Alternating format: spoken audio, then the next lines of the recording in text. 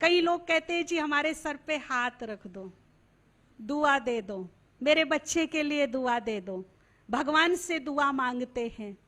मेरी समझ में नहीं आता मांगने वालों को मिलता कितना है। आपने भी देखा होगा ना, सड़कों पर, घर के दरवाजे पर भिखारी आकर भीख मांगते हैं। पहले तो 5 मिनट गिड़गिड़ाएंगे, कुसामदे करेंगे, स्वाभिमान को खूंटी पे लटका देंगे अपने, दे दो दे दो, ऐसे ऐसे करके बड़ी भीख मांगेंगे।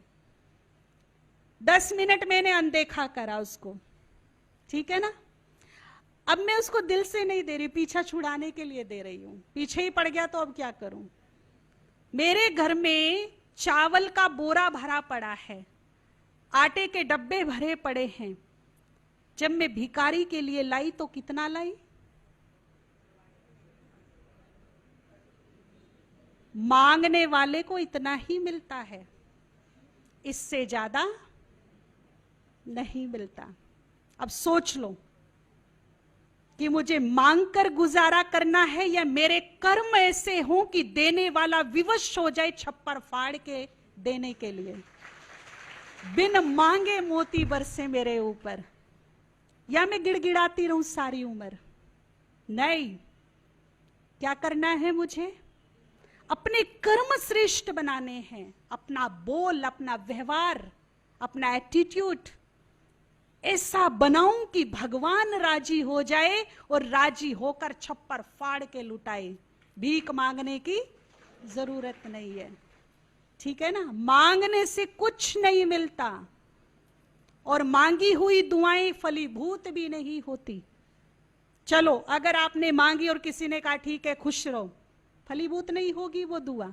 दुआ वो फलीभूत होती है जो दिल की गहराइयों से निकलती है, जो अंतरात्मा से निकलती है, वो दुआ फलीभूत होती है।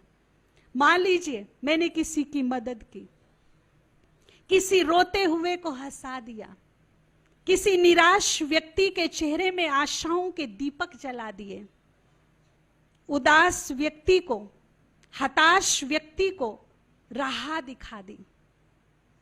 अब उसने जो मरने की कागार पर था उसे जीवन जीने का हौसला दे दिया। अब उसने खुश होकर मुझे कहा सुखी रहो। तो ये दुआ मैंने अर्जित की, हासिल की, ये है मेरी कमाई, ये है मेरी ताकत, ये है मेरी शक्ति। ये कब काम आएगी?